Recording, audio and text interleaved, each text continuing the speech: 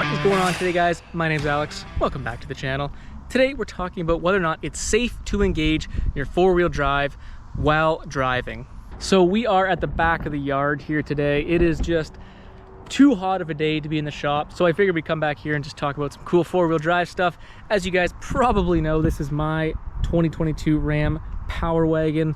Love it, beautiful truck, and it's always a perfect example when talking about four-wheel drive stuff. I'm sure most of you guys are under the impression that it is generally safe to engage your four-wheel drive when you are currently moving on the road, and for the most part that is true. But I thought I'd dive into the componentry, what exactly is going on, and whether or not I think it is safe to engage your four-wheel drive when you are actually moving on the road. And then what we'll do is we'll get a camera down under here and we'll actually drive this truck and actually engage the four-wheel drive while we're driving, and we'll see that front drive shaft spin up. I think it'll be some cool footage, so stay tuned for that. Now, this truck is a great example for doing that because, well, in two-wheel drive, the front drive shaft doesn't spin. Now, I know that may sound pretty obvious, but you'd be surprised to know a lot of vehicles, a lot of trucks actually have their front drive shaft spinning when in two-wheel drive, and my 2017 Ram 1500 was no exception. And I actually did a little video on that, so enjoy these clips here.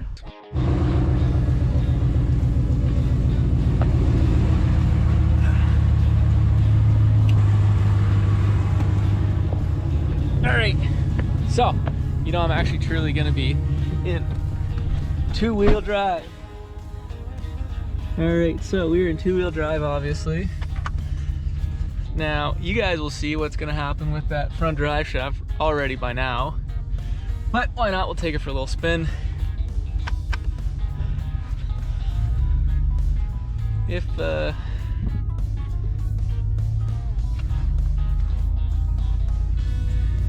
So I would say it's fair to say a lot of newer trucks come like that.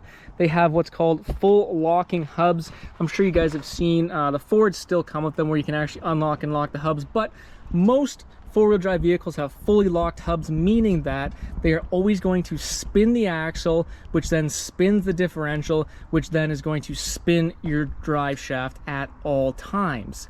And there's nothing wrong with that, but it might come to a shock to some of you guys that your front drive shaft is always spinning despite being in two-wheel drive. So with those types of four-wheel drive systems, like in my old Ram, everything in the front is spinning, all those componentry are spinning. The only thing that is actually not engaged is in the transfer case. And when you do go to engage your four-wheel drive, there's just a simple little dog clutch that'll snap in there and you're good to go. So there are a couple benefits to having a four-wheel drive system like that, where all of your front componentry is always spinning despite not actually receiving power. So for example, when you actually want to engage four-wheel drive and actually send power to the front axle, everything is already spun up. So it's very easy for the truck to engage the four-wheel drive. Now, the obvious downside of that is that you are going to also wear those components when they are always spinning. Now, there is no actual power going to them, so there's no real, you know, force on the componentry, although they are spinning and there will be some wear on your front end despite not even using your four-wheel drive system. The second thing to consider is, well, fuel economy. So it does take more power to have all of that spinning, where if you had what's called unlocking hubs, simply the wheels would just turn, the axles would not turn, the differential would not turn, nor would the front drive shaft. So the vehicle is going to be a little bit less efficient with a full spinning front end. So this Power Wagon has a slightly different four-wheel drive engagement system, has a solid front axle. These hubs are still fully locked hubs. You cannot unlock these hubs, so they're going to spin the axles. But what this front axle has is what's called a center axle disconnect. So this right here is my front axle, and this component right here is my center axle disconnect. And what that does is that essentially splits this axle into two when it's not engaged. So when the center axle disconnect is disconnected, this passenger wheel here basically just free spins. Like I said, it is a fully locking hub and it does spin the axle, but the axle is just a nub at this point because it's not connected to the rest of the axle. So this wheel essentially is just free spinning. And the driver's side wheel, well, again, fully locking hub, so it is attached to the axle and it is going into the differential there. The driver's side axle is just going to spin the spider gears in this differential. It's not actually going to spin the crown gear, which spins the front drive shaft. Now, as you guys can see, the front drive shaft is not locked to the drive line because I can spin it freely here. Whereas on my old Ram, the front drive shaft was locked and engaged to the front wheels. So in order to move the front drive shaft, the wheels would have to move also, if that makes sense. Now, this style of four-wheel drive engagement, I would say, is a little bit more old school. It's a little bit more heavy duty. Some pros about this style of four-wheel drive engagement, well, the front end is going to have less spinning components. Therefore, it's going to be a little bit more efficient. You're not going to waste fuel spinning up front end driveline components that you're not using. So that's a benefit. Another nice thing is obviously with less things spinning up in the front end, you're going to deal with less potential wear on those items. Some cons of this type of system, well, it's just another thing to fail. All of these things are now basically electric on the newer vehicles. Some older trucks, they were actually vacuum actuated, and I know Dodge had some pretty big problems with their center axle disconnects with the vacuum system. They would tend to break quite often, so that is a bummer. So instead of having just one engagement point like the systems that are fully spun up, this has two engagement points, which is just another potential point of failure in the four-wheel drive system. So how do you know if your truck or vehicle has a center axle disconnect? Best thing to do is probably Google your vehicle, probably get some pretty good results. But if you don't want to do that, you can also just climb on under there, and it should be on the right-hand side of the front axle. If there is not a solenoid or a bunch of wires going into a plug in there, you probably don't have a center axle disconnect. So let's get a camera under here, and we'll drive this thing down the road, and we'll fire up the four-wheel drive, and we'll see that front drive shaft spin up, see if it's exciting or not. All right, so we are in two-wheel drive right now. We're going, I don't know, 25 kilometers an hour. Let's engage four-wheel drive high, and let's see what happens. Boom, so we are in four-wheel drive high right now.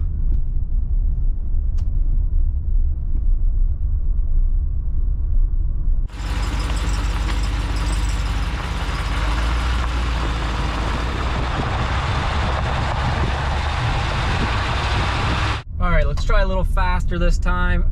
50 kilometers an hour, two-wheel drive to four-wheel drive.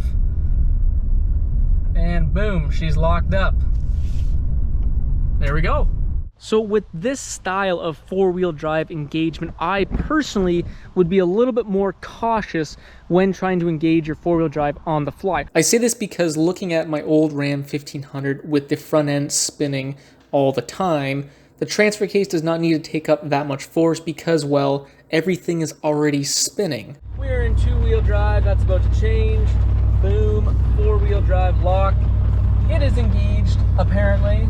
Like you guys saw, when I engaged four-wheel drive, the driveline really didn't do anything dramatic. It just kept on spinning. So this type of four-wheel drive engagement is very easy on the truck. Whereas with my Power Wagon, the front drive shaft has to be manually spun up by the transfer case, putting a lot more pressure on that transfer case. Look at this slowed down clip here. I'm going 50 kilometers an hour and the front drive shaft is spun up almost instantaneously. I would imagine that's a lot of force and pressure on those gears meshing in the transfer case. So that's why I say I would be a little bit more hesitant engaging your four-wheel drive on the fly with this style of four-wheel drive engagement. Obviously, you can still do that and you're really not going to hurt too much.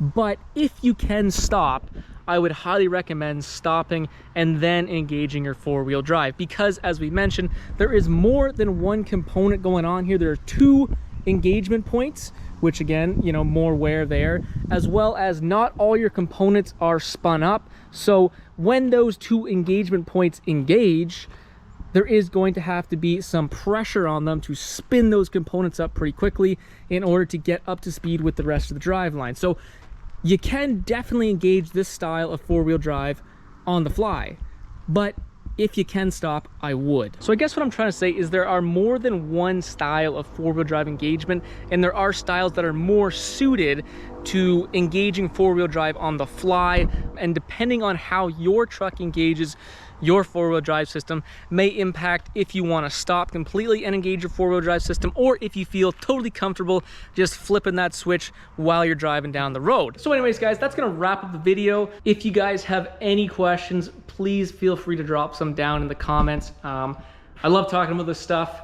I find it very interesting, and I think a lot of people also find it very interesting. So if you guys have any questions, I'll try and answer them as best as I can.